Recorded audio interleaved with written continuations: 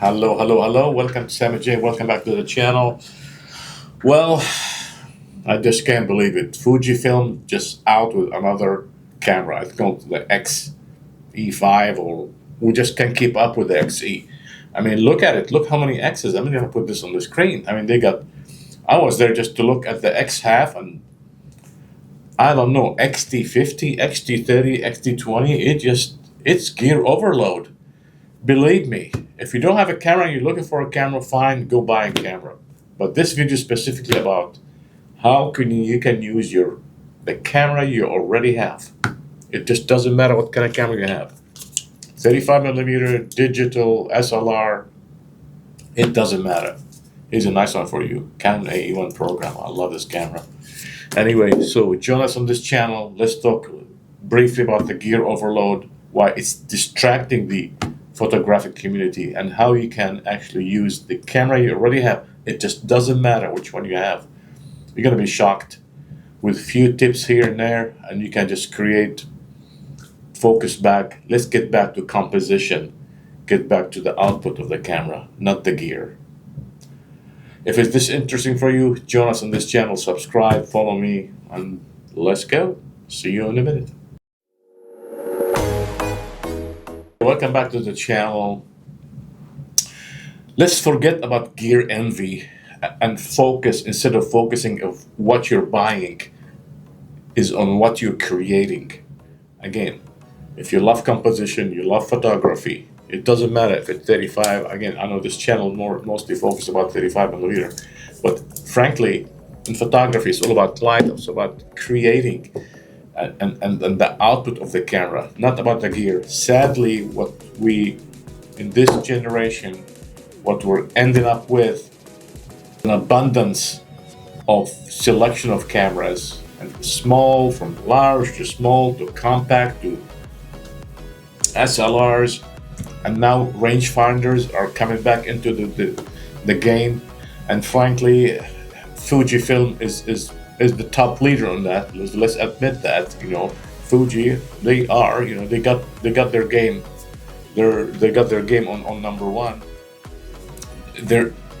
Again, Fujifilm is responding to market demand, supply and demand, and producing this. I mean, they have the X100V and the X100VI. So even those, you go right now. There you go. I'm gonna go to the website right now, and they're out of stock.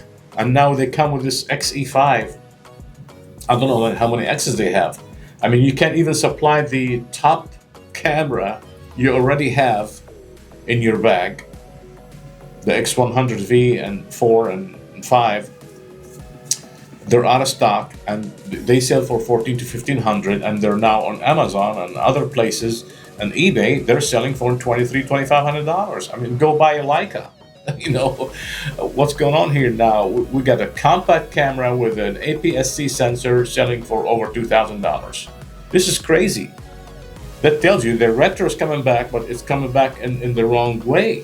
You want retro, you go get you a $100 Canon AE1 program and focus on composition.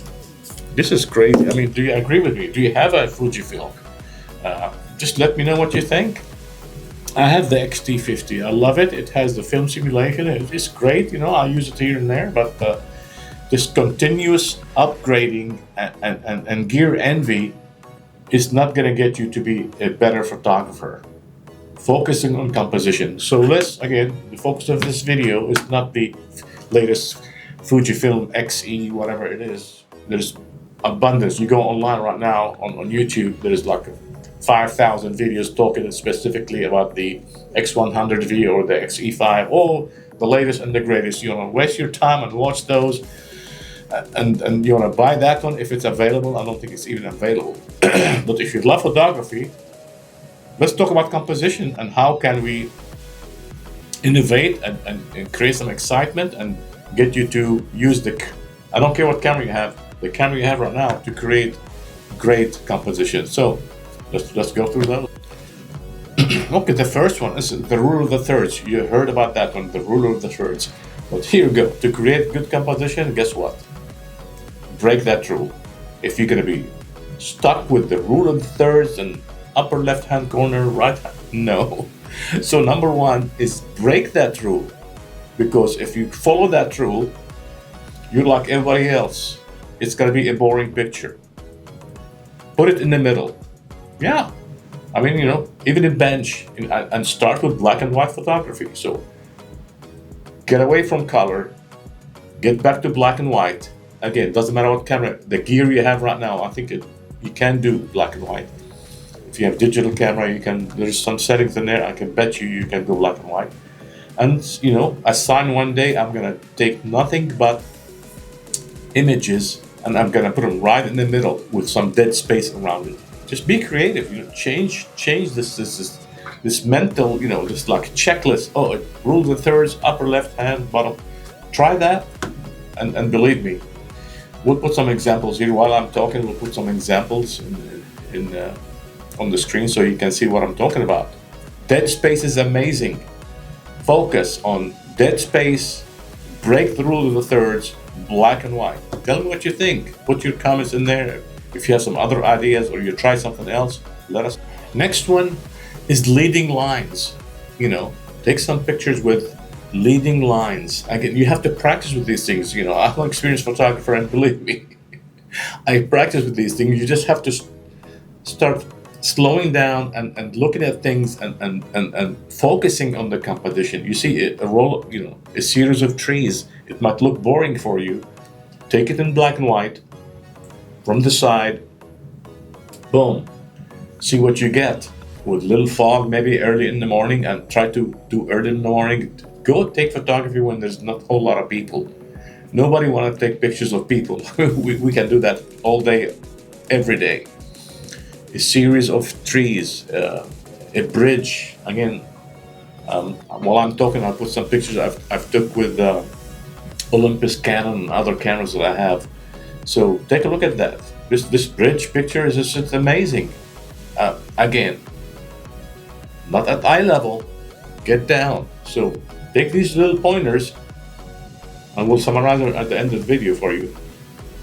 Not at eye level, leading lines, trees, bridges, just any object in series. You'll be amazed. I mean, it's gonna be fun. Once you start looking at your pictures, you're gonna forget about the gear. Believe me, you're gonna forget about the gear. The gear, again, if you think the gear is gonna make you a better photographer, you're 150% wrong. It might make you, it will allow you to take 50 pictures per second, but not the right pictures. Believe me. Famous photographers, great photographers in the 1950s, 60s, and 70s, and 80s, and all the people that you heard of, they used this camera. They used a 35mm camera. We've taken one picture per second, and they're great photographers. And no one, I don't remember any of those great photographers, they talk about their gear or what they have. I don't know, Ansel Adams and others. Do you know what? If you research, you'll be surprised. They use Canon AE1 and some gear that you probably know, the 35mm. If you have a photographer and all they're talking about their gear, frankly, I'm not gonna say it. They're not good photographer, but they got their priorities in the wrong place. The item using your current gear is framing. Framing. For example, you're taking a picture of a lake, you got a tree, you got a couple of branches. It doesn't have to be framed with a square. It can be at a V angle or something, so that when the eye is looking, they know you have an imaginary frame. So try that. Again, framing is amazing. The eyes, when they're looking at something, they need boundaries. So take a look at that. So this is the third point, and try those in actual life. And if you have tried those and you have some suggestions, and put them in the comments and follow us. And again, this channel is about creativity. It's about the journey, and part of this journey is this gear overload, which frankly I'm tired of. I'm tired of it. I mean, you can review gear all you want, and there's thousands and millions of YouTube where they review gear. If you want to follow those, and fine. But we're about innovation. We're about having fun. Because, in my point of view, 35mm photography is more fun. Okay, let's go on number 4 in a minute. Number 4 is about negative space. Believe it or not, I was hesitant of doing that. I just didn't like it in the beginning, but when I start actually doing it, it's just amazing. It's calming. Again, try black and white. I mean, color is fine, but again, before we run, let's scroll. Try black and white, negative space, like maybe a chair and there's a white wall. You're gonna be shocked. You're gonna be creative. You're gonna be an artist once you look at your photographs and follow these simple rules. To do it at home, go to a museum, anywhere, you just have to start seeing, say, I watched that video and he talked about negative space. I see a chair here, I see a pot of plant, or I see maybe a phone booth, or I see something and there's a white wall, there's nothing here. Take a picture of that. And don't review the pictures, just wait until you get home to look at those pictures. Because this instant gratification, when you do this and look at it, your mind's gonna say, it's not good, delete. Don't worry about that. Just take the picture and look at them at home later. Again, that tip is always important. So negative space is amazing. It just I just can't believe it. I've done it. It's beautiful. Look, I mean, while I'm talking, I'm putting some samples on the screen and take a look at those. It just, it's great. You gotta get out of the what millions and millions and millions of people are doing and create your own style, your own composition. Everybody has their own style, your own composition. But how do we learn? We look at others. We look at other creators to inspire us. Nobody's born as a, I was born as a 100% creative person. That's a bunch of BS. We are always learning. We are always creating. We are on a journey. You want to learn? You look at others, or if you have your own method of taking things and creating your own style, that's even better. I'm not saying go mimic others. Again, negative space, you don't need to look at anybody else. You can do it yourself. No. Again, I think we're number 5. So let's look at number 5 in a minute. Number 5, and then that's the last one, is angles.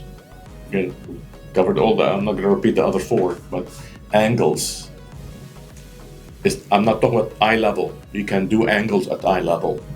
I'm talking about taking pictures at 30 degree, 90 degree, up. We're always looking down. When did you look up and take a picture of architectural, like a building or two buildings together, wherever you live, whichever country you go, go downtown, go to the market and just look up at different angles and take some pictures. I know there's great pictures where you can, go on the street and take a picture of several homes in different colors. Those are fun too. But when you look up, it's a whole new world. Believe me. Because we're humans, we're everything at eye level looking down. Try to look up or just change the angle, 30 degrees, 15 degrees, etc. Tell me what you think. Have you done that before? Have you taken pictures at that angle? Again, sometimes we just need reminders. I need reminders. I mean, I'm talking to you. I just talked about those 5. I inspired myself. You know what? Yeah, I need to do some of that. To do that. From everything I talked about, I just reminded myself, I'm not doing enough of a negative space pictures because that's so calming and beautiful. Negative space. Again, black and white. Focus on black and white. I mean, if you like color, that's fine. Even if you like color, limit the colors. For example, it's a pink wall and you get a black chair, for example, just sitting. Just imagine this whole wall, whatever color it is, just hopefully it was one color and a specific chair sitting next to it, and just look at it, or a pot, or just a door. It's amazing. You're gonna love your pictures. Okay, so we're here towards the end. I had to do this video because after the announcement of this new Fujifilm, again, I'm not loyal to any brand, I'm not criticizing any brand, If you love Fuji, I love Fuji too. But another camera, and it's not even available. You can even order it with the tariffs and everything else going on around the world. And if you buy a camera today, you're overpaying 20 to 30%. So keep using the gear you have. Focus on creation, and don't go gear envy. If you don't have a camera or your camera's broke and you want to buy it, do some research and buy a camera again. Subscribe to the channel. I'm going to put top 3 cameras below $100. You don't need to spend thousands. You don't need to spend thousands. As a matter of fact, there is a video coming up comparing $100 camera versus $1,000 camera, or over 1,000. The Bessa R2 and R3. I don't know if you heard about those. I'm learning about the Bessa, BESSA. Those are, they're the intermediate before you jump to the Leica, the 4,000 or 5,000. Those are the 1,000. So I'm gonna get one of those and take a picture with the Canon AE1 program and show you guys. Okay, here's the $100 camera, and here's the $1,000 camera, and you make the decision. Here's the pictures. Do you just feel better if you're holding a $5,000 camera? I don't know. Tell me. Do you have a Leica? I mean, Leica's great. They're solid. They're awesome cameras. But can you tell the difference between taking pictures between this and the Leica? I mean, there's a cult following Leica. Great. I wish I had one of those. Nothing wrong with owning, again, expensive cameras. Glass is glass. What matters is the film. What matters is you. Last word. What matters is your eye. Yes. What you're seeing. Not just composition. You're seeing something unique. You see something interesting. You see something provokes, intentional, emotional. It's you. You make it happen, not the gear. Hopefully you can try one of those 5s I just mentioned. Follow us, subscribe to the channel, and tell me what you think. You want to add another one to these 5 categories? Let me know. Or do you want to keep upgrading? I mean, if you want to keep upgrading, you're in a loop. It's never, ever is going to end. 100% guaranteed. Because I fell into that trap. I upgraded, Canon this, and then say, okay, I'm gonna stop. I stopped at Canon R5. I'm not going. Mark 1, Mark 2, Mark 3. How many pictures per second you want to take? I mean, it's driving me crazy. I'm done with 20 pictures per second. You want 50 or 100? Just take a video, and you're done. Let me know what you think. Am I crazy, or it's okay to upgrade? Or, what is more important to you, the gear or composition? All right. Subscribe, follow us. See you next time.